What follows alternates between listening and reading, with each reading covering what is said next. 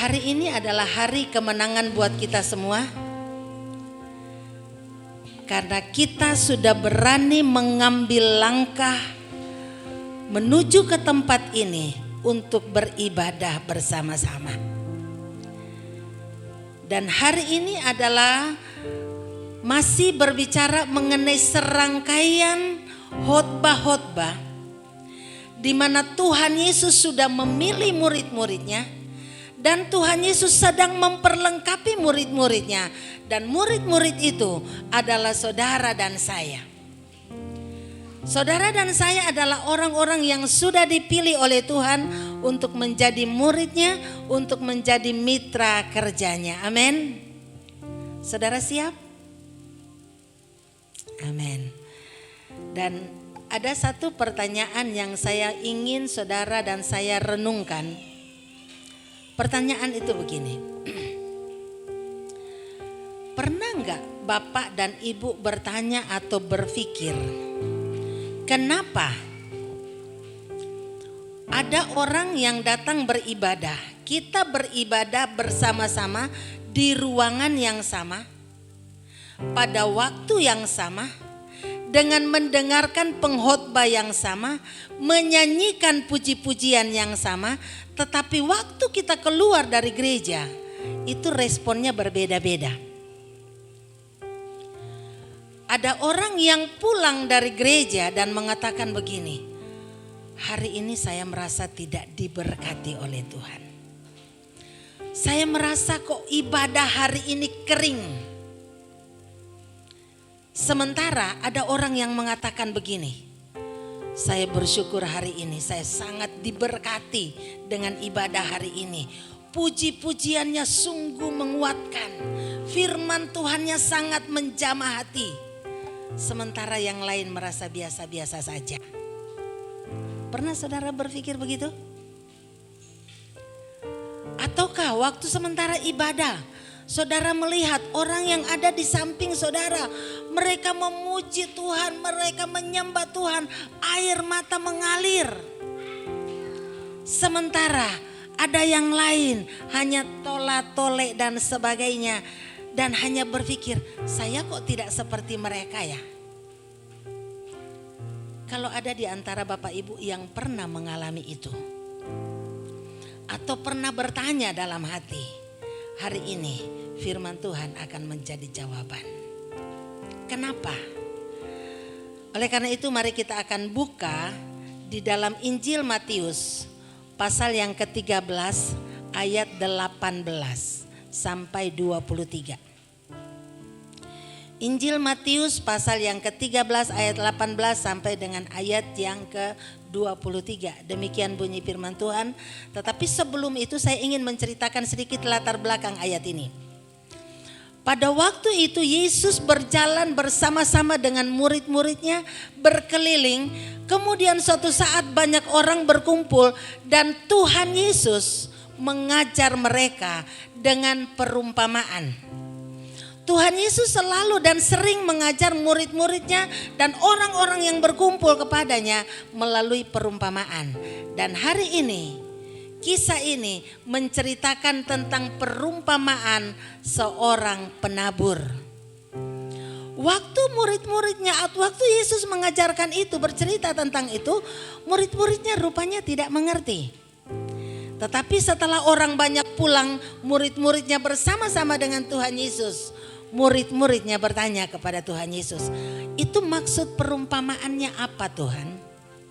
Dan ayat ini adalah penjelasan dari Tuhan Yesus tentang arti perumpamaan itu. Karena itu, kata Tuhan, dengarlah arti perumpamaan penabur itu.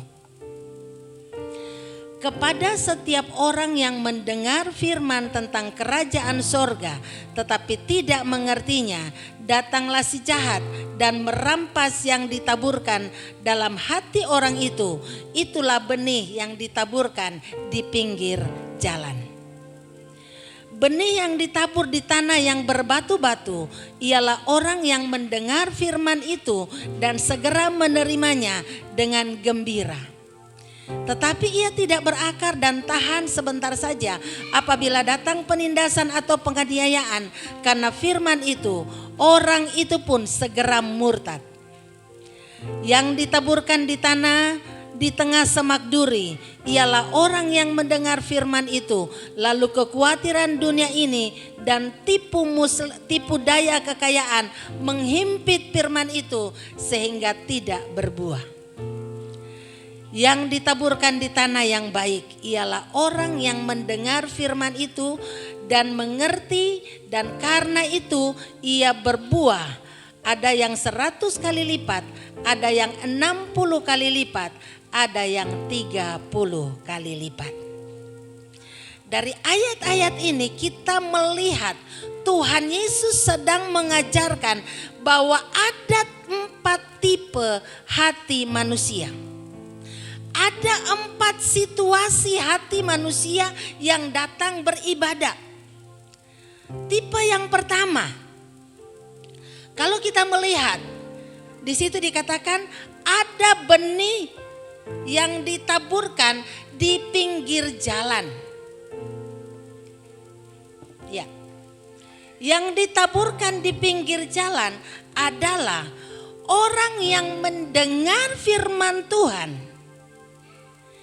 Tetapi firman itu tidak dimengerti karena tanahnya terlalu keras, sehingga firman itu tidak pernah bertumbuh karena langsung dimakan oleh burung-burung, langsung dirampas oleh iblis, dan itu adalah hati yang keras. Pinggir jalan.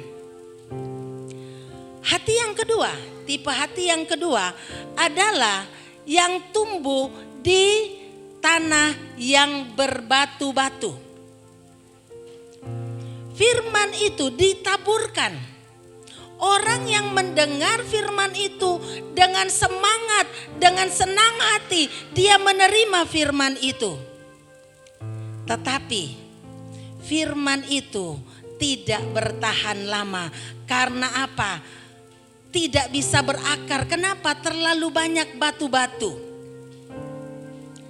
Dan batu-batu itu adalah pergumulan-pergumulan hidup. Kesulitan-kesulitan hidup. Ada tantangan, ada masalah. Kelihatannya masalah lebih besar daripada firman Tuhan. Sehingga firman Tuhan itu segera mati, terlupakan. Hati yang ketiga adalah hati yang digambarkan sebagai semak duri. Semak duri, di situ dikatakan firman yang ditaburkan itu tidak sempat bertumbuh, tetapi sementara bertumbuh dia dihimpit oleh orang-orang atau pikiran-pikiran kekhawatiran akan kehidupan. Kekhawatirannya lebih dominan daripada kepercayaannya kepada firman Tuhan. Sehingga firman itu segera terhimpit oleh kekhawatiran. Sementara dia mendengarkan firman Tuhan, firman itu berkobar-kobar. Tetapi ternyata waktu mulai masuk dalam kehidupan nyata, lihat ada banyak hal yang membuat kita khawatir. Umpamanya, firman Tuhan mengatakan, Allahku akan memenuhi segala keperluanmu menurut kekayaan dan kemuliaannya. Kita percaya Tuhan akan memenuhi segala kebutuhan kita. Tapi kenyataannya, tapi kenapa ya saya kok usaha gagal melulu? Kenapa ya saya kerja ini kok enggak berhasil? Kenapa ya saya selalu mengalami kekurangan, kita mulai berpikir, benar gak sih firman Tuhan akan memenuhi segala kebutuhan kita? Kekhawatiran akan kehidupan menjadi lebih dominan dalam hidup kita. Akhirnya firman itu terhimpit dan akhirnya tidak berbuah. Tapi hati yang keempat adalah hati yang baik, hati yang terbuka dengan lebar, hati yang tanah yang subur, sehingga setiap benih yang ditaburkan di situ dia akan bertumbuh, berbuah dan menghasilkan buah 100 kali lipat, 60 kali lipat, bahkan ada yang 30 kali lipat. Saudara, jemaat yang datang beribadah memiliki kondisi hati yang berbeda-beda.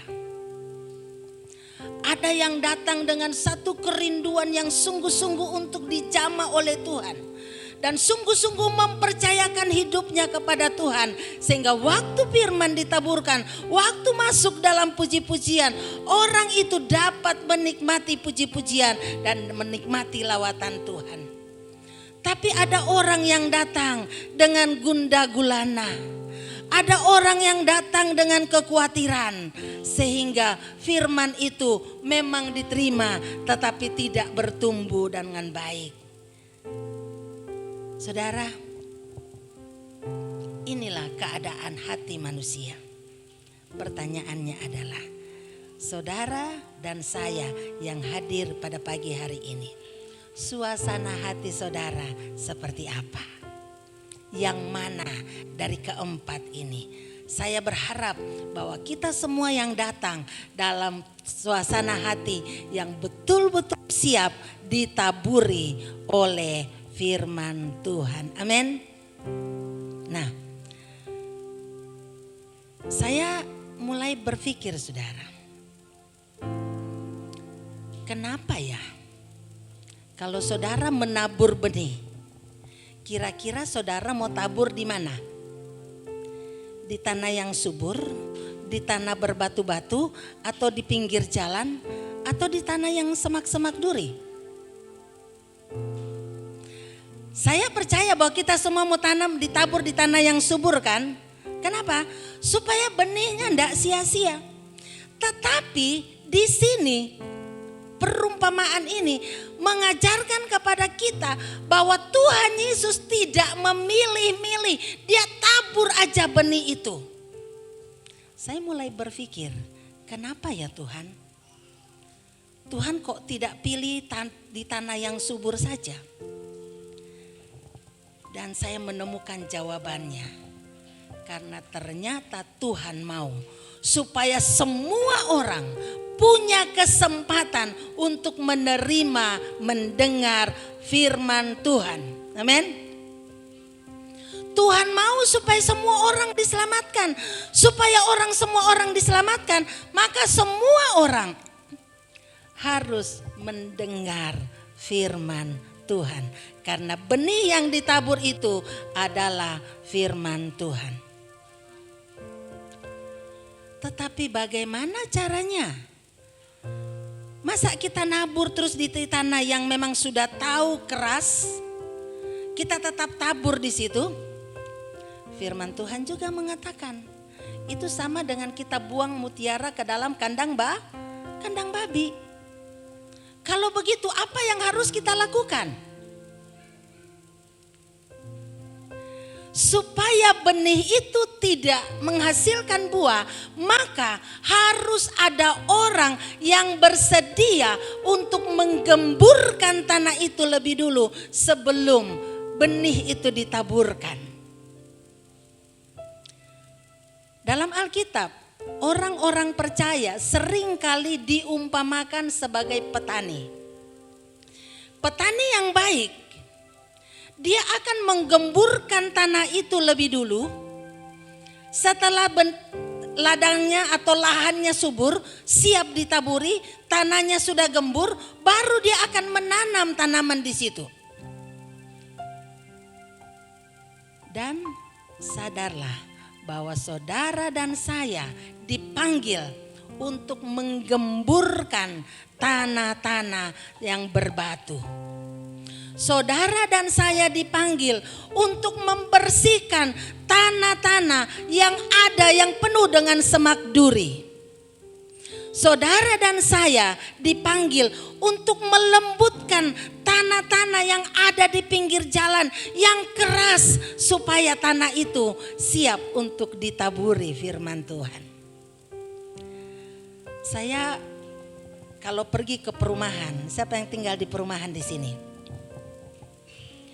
Di perumahan itu biasanya kan ada tiap gang itu ada jalannya. Tapi di samping jalan itu masih ada tanah kosong sedikit. Kemudian orang-orang yang tinggal di perumahan, dia akan menggemburkan tanah yang masih kosong itu sedikit. Bahkan kalau perlu dia akan tutup itu saluran air supaya dia taruh tanah di situ, supaya dia bisa menanam sesuatu di situ. Sehingga yang tersisa benar-benar tinggal jalannya doang. Yang tanah yang kosong di situ biasanya itu penuh dengan semen-semen bekas bangunan. Itu mereka akan gemburkan, kemudian mereka bisa tanam sesuatu di situ. Supaya apa? Halamannya lebih luas sedikit. Itu yang saya amati di perumahan. Dengan kata lain, tanah-tanah di pinggir jalan pun masih bisa digemburkan, masih bisa dimanfaatkan sehingga benih pun bisa tumbuh di situ. Saya melihat di belakang di sekolah itu ada lahan kosong.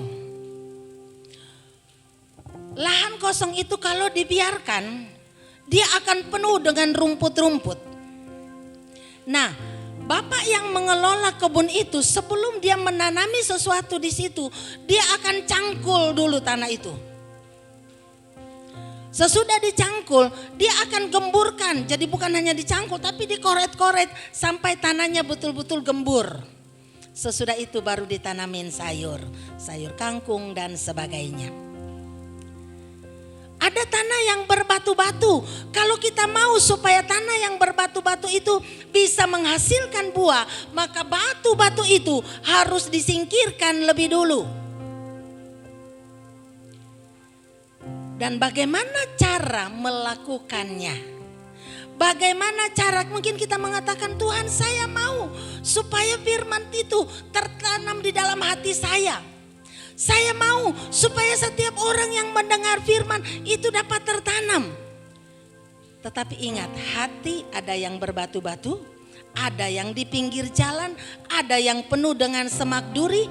Ingat bahwa untuk menaburinya perlu ada proses untuk menggemburkannya.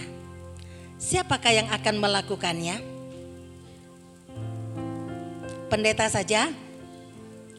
Tidak. Saudara dan saya dipanggil untuk melaksanakan tugas itu. Tuhan Yesus turun dari surga, memanggil murid-muridnya, memilih murid-muridnya supaya apa? Menjadi mitra kerja Allah. Saudara dan saya yang sudah diselamatkan, Tuhan memberikan tugas kepada kita. Pergi jadikanlah semua bangsa muridku. Baptislah mereka dalam nama Bapa, Anak dan Roh Kudus. Dan ketahuilah aku menyertai kamu sampai pada akhir zaman. Tapi bagaimana caranya? Saya mau Tuhan, tapi bagaimana caranya? Nah, pada pagi hari ini saya ingin memberikan 3 tips kepada saudara. Apa yang firman Tuhan ajarkan kepada kita, bagaimana kita dapat menjadi orang-orang yang dipakai oleh Tuhan, mempersiapkan lahan untuk ditaburi dengan firman Tuhan. Cara yang pertama adalah membangun hubungan. Membangun hubungan persahabatan, membangun hubungan dengan orang lain, membangun hubungan dengan orang yang kita mau menyaksikan kasih Tuhan kepada mereka. Karena mustahil kita bisa menyaksikan, bersaksi kepada orang kalau kita tidak punya hubungan baik. Betul? Saya mau tanya, ada nggak di antara saudara di tempat ini yang akhirnya ke gereja atau akhirnya percaya Tuhan dan tidak pernah ada orang yang memberitahukan itu kepada saudara?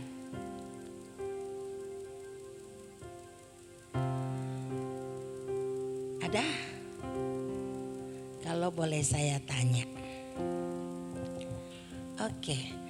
Ada yang lahir makanya menjadi orang percaya atau ke gereja karena memang lahir di tengah-tengah keluarga yang Kristen. Ada? Ada yang di sini yang lahir dari tengah-tengah keluarga orang Kristen? Saya. Ya, oke, ada beberapa. Pertanyaan kedua, ada enggak yang datang ke gereja karena saudara punya teman yang bercerita tentang Yesus kepada saudara? Yang datang ke gereja karena mendengar tentang Yesus dari teman-teman.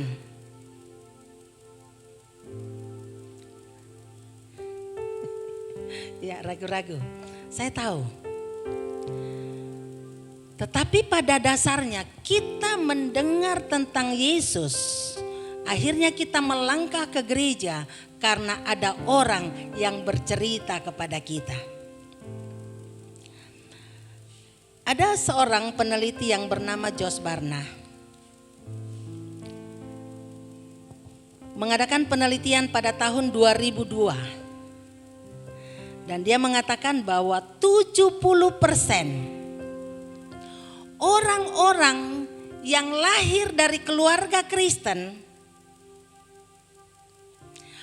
akhirnya tidak ke gereja lagi setelah dia tinggal jauh dari orang tuanya. Jadi anak-anak sekolah, dia meneliti kepada anak-anak sekolah yang akhirnya kos, tinggal jauh dari orang tua. Dan 70% dari keluarga-keluarga Kristen itu tidak lagi ke gereja karena tidak lagi tinggal bersama dengan orang tua. Artinya banyak orang percaya hanya datang beribadah karena pengaruh keluarga. Kemudian ada penelitian juga yang mengatakan bahwa 90% orang akan tetap datang ke gereja karena dia punya teman di gereja itu, dia punya kenalan di gereja itu, atau punya saudara di gereja itu. Jadi ternyata hubungan persahabatan itu sangat efektif untuk kita bisa memperkenalkan Kristus, membawa orang kepada Tuhan. Pada pagi hari ini saya akan bercerita tentang satu kisah nyata yang ada orangnya ada di tengah-tengah kita. Saya sudah minta izin. Orang ini datang ke gereja karena ada yang mengajaknya, yaitu Mas Daniel. Mas Daniel dulu bukan orang Kristen. Dia bukan orang yang boleh dikatakan dalam tanda kutip orang baik-baik. Karena menurut pengakuannya, dia adalah orang yang hidupnya di jalanan. Tapi bukan orang gelandangan, saudara. Beda ya, orang gelandangan dengan orang jalanan itu beda. Mas Daniel kategori orang jalanan. Tapi syukurnya dia walaupun dia orang jalanan, dia punya satu teman yang suka bermain sama kebetulan Kristen. Satu kali temannya ini bilang sama Mas Daniel. Dulu waktunya belum Daniel, namanya belum Daniel, namanya Triwaluyo. Nah, kemudian satu kali temannya bilang begini, Tri, yuk kita ke gerejaku yuk. Ada perjamuan. Nah, saudara, waktu saudara mendengar kata perjamuan, saudara belum pernah mendengar perjamuan kudus dan belum pernah tahu perjamuan kudus. Kemudian saudara mendengarkan kata ada perjamuan. Kira-kira yang ada di pikiran saudara apa? Ya? Makan-makan. Nah, itu yang dipikirkan Mas Daniel. Waktu temannya bilang, Tri yuk kita ke gerejaku. Kebetulan ada perjamuan. Mas Daniel berpikir, wow ini ada makan-makan. Kesempatan, perbaikan gizi. Nah gitu kira-kira. Kalau kata perbaikan gizi itu tambahan dari saya. Mas Daniel enggak bilang gitu, itu tambahan saya. Wah, ada perjamuan kebetulan. Mas Daniel bilang, yuk hari Minggu datang, pergilah Mas Daniel ke gereja. Untuk pertama kalinya dia melangkahkan kaki masuk ke dalam gereja. Sampai di gereja, duduk di bagian belakang. Waktu orang berdiri, dia berdiri. Orang nyanyi, dia menyanyi. Tiba saatnya firman Tuhan dia dengar. Tiba saatnya perjamuan. Mas Daniel sedang membayangkan makanan akan datang. Ternyata waktu perjamuan dijalankan, yang datang roti kecil. Tapi Mas Daniel mengikuti apa yang orang lain lakukan. Dia ambil roti itu. Waktu disuruh makan, dia makan roti itu. Tetapi menurut kesaksiannya, kalau salah sedikit nanti bisa dikoreksi sama Mas Daniel, orangnya ada. Waktu tiba giliran pegang perjamuan anggur yang diangkat agak tinggi, dia mengatakan, waktu itu saya tahu apa yang terjadi dalam diri saya. Air mata saya mulai mengalir. Air mata mulai mengalir dan terus mengalir sampai pulang air matanya ngocor terus. Tuhan bekerja. Kemudian setelah pulang dari situ dia merasa ada sesuatu yang berubah di dalam dirinya. Ada kepo yang luar biasa, ada apa di gereja. Dan sejak hari itulah Mas Daniel setiap minggu ke gereja. Hanya karena ada orang, hubungan baik, teman baik mengajak dia, mengatakan, ayo kita ke gereja, ada perjamuan. Begitu simpelnya saudara. Tetapi waktu kita mengajak orang, Tuhanlah yang bekerja. Alasan yang kedua, cara yang kedua, kalau kita sudah punya hubungan baik dengan orang itu, kita bisa bercerita tentang firman Tuhan. Kita bisa bercerita tentang kasih Tuhan kepada kita. Waktu Mas Daniel datang ke gereja, dia mendengarkan firman Tuhan.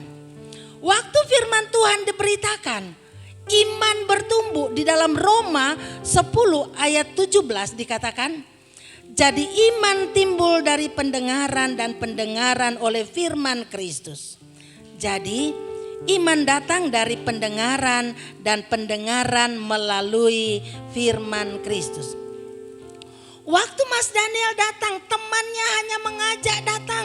Dia tahu temannya itu tidak pintar bicara tentang firman Tuhan, tetapi dia tahu di mana orang bisa mendengarkan firman Tuhan. Dia ajak datang ke gereja, dan waktu datang ke gereja, firman Tuhan disampaikan. Benih firman Tuhan itu berbicara dan iman Mas Daniel bisa muncul. Dan akhirnya puji Tuhan, hari ini yang tadinya anak yang hidup di jalanan, kerjanya main di jalanan, urusan jalanan, sekarang dia bisa ada di tempat ini, pelayanan melayani Tuhan. Amin saudara. Saya tidak tahu teman Mas Daniel itu sekarang ada di mana, tetapi yang jelas Mas Daniel ada dan melayani Tuhan. Hanya karena ada orang yang mengajak dia untuk datang ke gereja karena ada perjamuan. Di dalam Yesaya pasal 55 ayat 11, di sana dikatakan, demikianlah firmanku yang keluar dari mulutku, ia tidak akan kembali kepadaku dengan sia-sia, tetapi ia akan melaksanakan apa yang ku kehendaki dan akan kembali dalam dan berhasil dalam apa yang kusuruhkan kepadanya. Firman Tuhan, setiap firman yang disampaikan oleh firman Tuhan, oleh Tuhan dalam Alkitab ini adalah firman yang keluar dari mulut Allah. Tetapi firman ini harus disampaikan kepada orang lain melalui mulut saudara dan saya. Amin. Maukah saudara menjadi perpanjangan mulut Tuhan untuk menyampaikan firman ini? Karena firman Tuhan mengatakan semua firman yang sudah disampaikan tidak akan kembali dengan sia-sia, tetapi dia akan berhasil, dia akan bekerja dan menghasilkan buah. Firman Tuhan juga mengatakan ada yang menabur, ada yang menyiram, Tuhan yang memberi pertumbuhan. Tugas kita adalah menabur. Tugas kita adalah menyiram. Apakah tumbuh atau tidak itu urusannya Tuhan. Harus ada kerjasama antara kita dan Tuhan. Mari kita selalu berusaha untuk membangun hubungan dengan orang lain. Mari kita berusaha untuk menjadi jemaat-jemaat Tuhan yang sungguh-sungguh terbuka untuk menyambut setiap orang yang datang ke rumah Tuhan. Supaya setiap orang yang datang ke rumah Tuhan itu merasa bahwa mereka adalah bagian dari kita dan mereka merasa nyaman untuk beribadah bersama-sama dengan kita. Karena kita menganggap mereka, kita menyambut mereka dengan ramah. Saya mohon kepada Bapak Ibu Saudara, siapapun kita, mari kita selalu terbuka dengan orang-orang yang datang ke rumah Tuhan. Kita menjadi tuan rumah yang baik, menyambut mereka, mengajak mereka ngobrol, menyambut mereka dengan penuh sukacita. Saya percaya, kalau orang merasa nyaman ada bersama-sama dengan kita, mereka akan tetap beribadah dengan kita. Amin. Puji Tuhan. Saya berharap mulai hari ini tidak lagi ada orang yang datang beribadah dan dia duduk sendiri tanpa ada orang yang mengajak mereka ngobrol. Mari kita menjadi tuan rumah yang baik. Langkah yang ketiga yang harus kita lakukan, yang pertama membangun hubungan, bersahabat, menyambut setiap orang-orang yang bertemu dengan kita, mengambil kesempatan kalau bisa. Kita bisa berteman dengan siapa saja. Yang kedua, kalau kita sudah punya hubungan baik, kita bisa bersaksi tentang kasih Tuhan. Kalau kita sudah punya komunikasi yang baik, hubungan yang baik, maka kita bisa bercerita tentang firman Tuhan. Dan yang ketiga, ingat, yang memberi pertumbuhan adalah Tuhan. Saya tidak pernah bisa memaksa siapapun untuk datang ke gereja. Saya tidak pernah bisa memaksa siapapun untuk percaya kepada Tuhan. Tugas saya adalah memberitakan, membangun hubungan, menjalin persahabatan. Dan yang ketiga yang harus saya lakukan adalah mendoakan orang itu. Amin. Kami setiap malam berdoa buat saudara. Kami di rumah setiap malam berdoa buat jemaat. Jadi kalau ada jemaat-jemaat yang membutuhkan dukungan doa, jangan sungkan untuk menghubungi kami lewat WA, ada WA, bisa di Japri. Kami akan mendoakan saudara. Tapi pernahkah saudara juga mendoakan orang-orang lain supaya mereka, hati mereka menjadi hati yang lembut. Amin.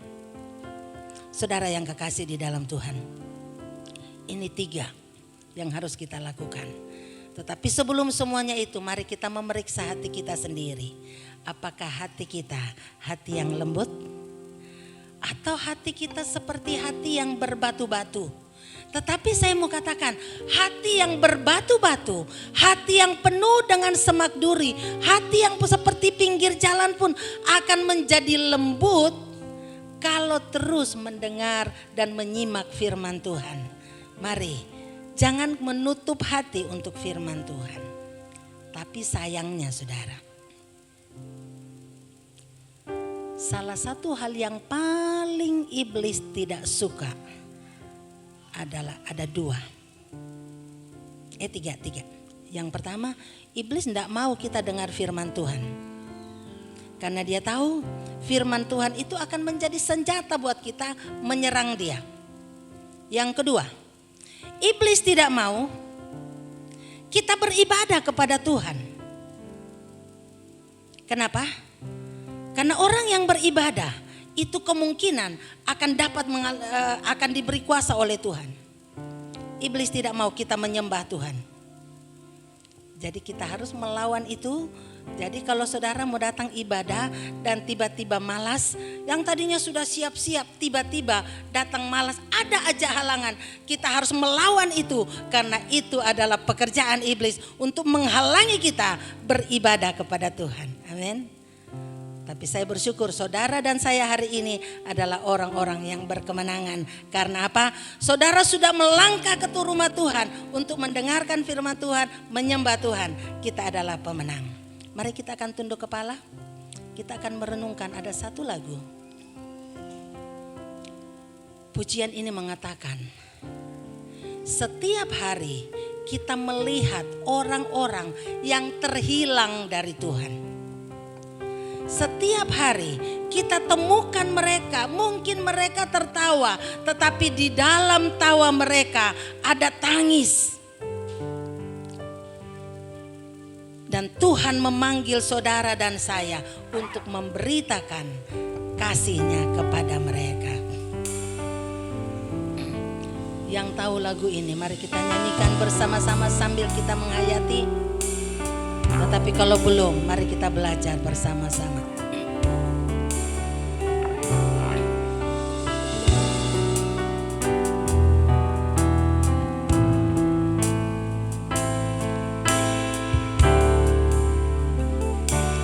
Tiap hari ku temukan mereka yang terhilang, hidup yang tak menentu, arah tujuan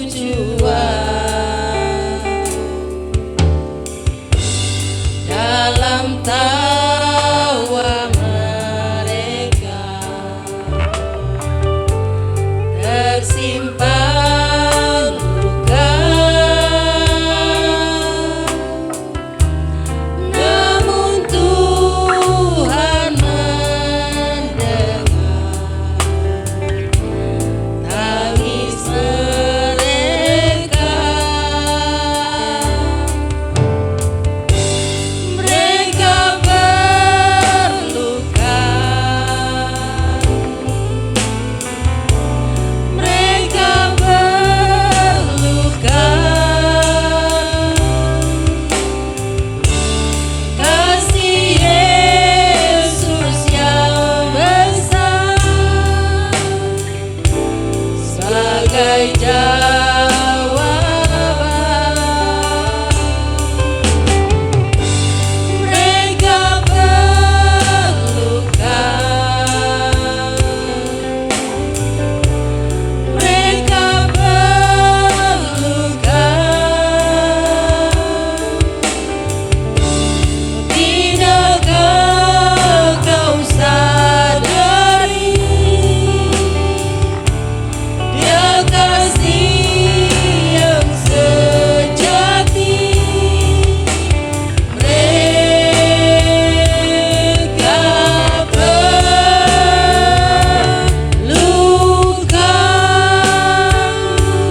Tuhan memanggil kita. Tuhan memanggil kita untuk membawa terang-Nya.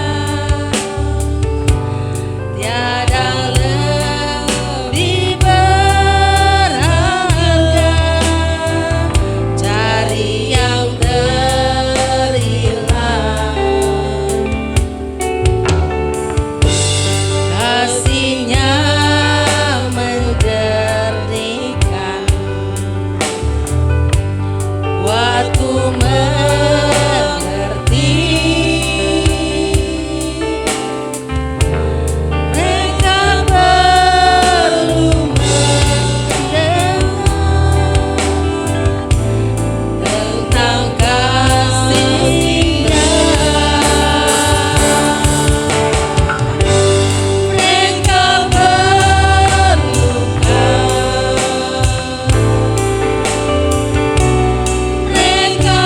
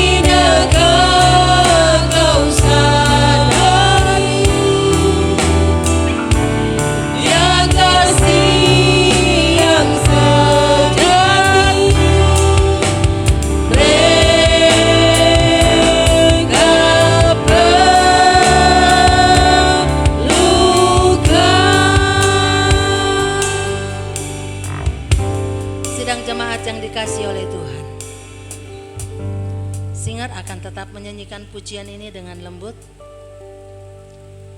Sementara saya ingin bertanya kepada sidang jemaat. Mari kita menyelidiki hati kita masing-masing. Sekiranya kita menemukan bahwa hati kita seperti hati yang berbatu-batu, hati kita seperti hati yang di pinggir jalan, hati kita seperti hati tanah yang penuh dengan semak belukar, berarti kita perlu Tuhan. Kita perlu kasih Yesus.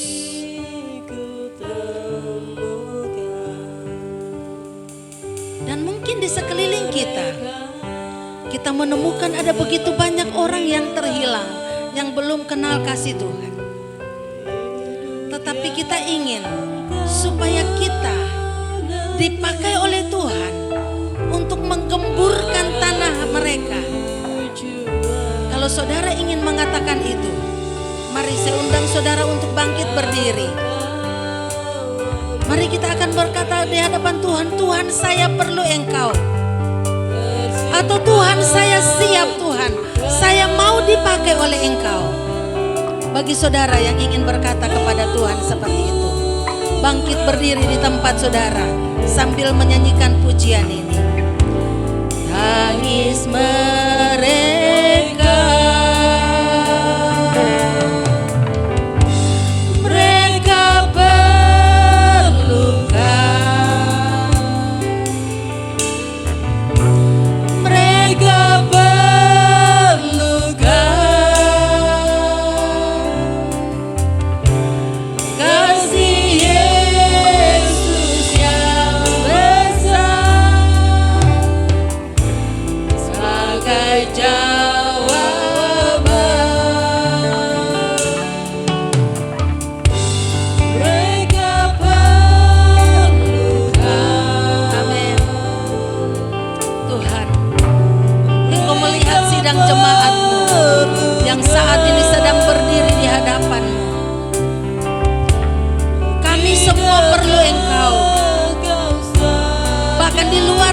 saudara-saudara kami, kenalan kami, sahabat kami membutuhkan Engkau. Mereka berluka. Mari kita akan ambil waktu sejenak untuk kita berbicara secara pribadi kepada Tuhan. Tuhan, saya perlu Engkau. Saya perlu Engkau untuk melembutkan hati saya. Saya perlu Engkau supaya hati saya selalu siap untuk mendengarkan, menerima dan melakukan kebenaran firman-Mu. Engkau menyelidiki hati kami masing-masing pada pagi hari ini Tuhan. Engkau yang paling tahu hati kami. Engkau yang paling tahu keadaan hati kami dan kehidupan kami. Tuhan, di sekeliling kami masih sangat banyak orang yang membutuhkan Engkau. Biarlah kami selalu menyadari Tuhan bahwa mereka perlu Engkau. Dan kami mau berkata kepada Engkau, Tuhan, ini utus kami. Ini pakai kami Tuhan untuk membawa dan menyatakan kasih-Mu kepada orang lain. Beri kami hati yang penuh belas kasihan. Sehingga hati kami selalu tergerak oleh belas kasihan melihat saudara-saudara kami, melihat keluarga kami, melihat rekan-rekan kami yang masih jauh daripada-Mu. Hamba berdoa buat seluruh sidang jemaat-Mu pada pagi hari ini. Apapun situasi mereka, Tuhan, Engkau tolong kami. Kami sangat membutuhkan Engkau karena di luar Engkau kami tidak dapat berbuat apa-apa.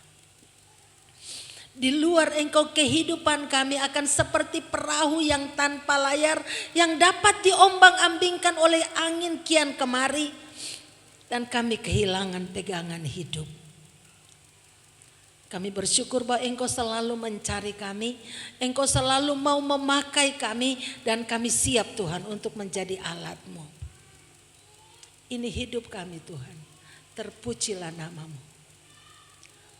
Apapun pergumulan sidang jemaat-Mu pada pagi hari ini, Engkau adalah jawabannya. Yang sakit Tuhan sembuhkan, yang kekurangan Tuhan cukupkan mereka. Yang sedang dalam pergumulan, Engkau adalah jawaban. Engkau selalu ada jalan keluar buat setiap pergumulan kami. Terima kasih Tuhan, terpujilah nama-Mu. Kami terus berdoa buat bangsa dan negara kami. Tuhan memberi hikmat kepada pemimpin-pemimpin kami, khususnya dalam rangka mempersiapkan pemilu tahun 2024. Kami berdoa beri hikmat, beri otoritas kepada para petugas untuk menjalankan dan mengamankan negara ini, sehingga negara kami tetap dalam keadaan aman. Kami berdoa buat penerimaan murid baru di Hosana. Tuhan akan kirimkan murid-murid yang Tuhan mau kami layani, sehingga mereka akan kami didik di dalam jalan takut akan Tuhan. Kami berdoa buat setiap guru-guru, beri kami hati yang penuh dengan belas kasihan, sehingga kami membimbing setiap murid yang Tuhan percayakan kepada kami, bukan hanya untuk mengajar ilmu pengetahuan, tetapi menanamkan nilai-nilai kerajaan Allah. Terima kasih Tuhan, terpujilah nama-Mu. Bapa kami yang di surga, dikuduskanlah nama-Mu, datanglah kerajaan-Mu, jadilah kehendak-Mu di bumi seperti di surga. Berikanlah kami pada hari ini makanan kami yang secukupnya, dan ampunilah kami akan kesalahan kami, seperti kami juga sudah mengampuni orang yang bersalah kepada kami. Dan janganlah membawa kami ke dalam pencobaan, tapi lepaskanlah kami daripada yang jahat. Karena Engkau-lah yang empunya kerajaan dan kuasa dan kemuliaan sampai selama-lamanya. Angkatlah kedua tangan saudara dan terimalah berkat Tuhan.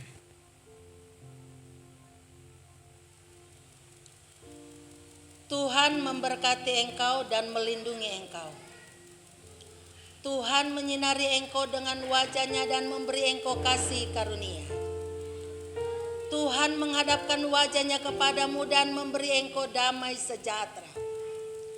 Kiranya damai sejahtera Allah yang melampaui segala akal menguasai hati, pikiran, dan perasaan kita semua, mulai hari ini sampai Maranatha Tuhan Yesus datang kembali. Haleluya, amin. Bapa, terima kasih.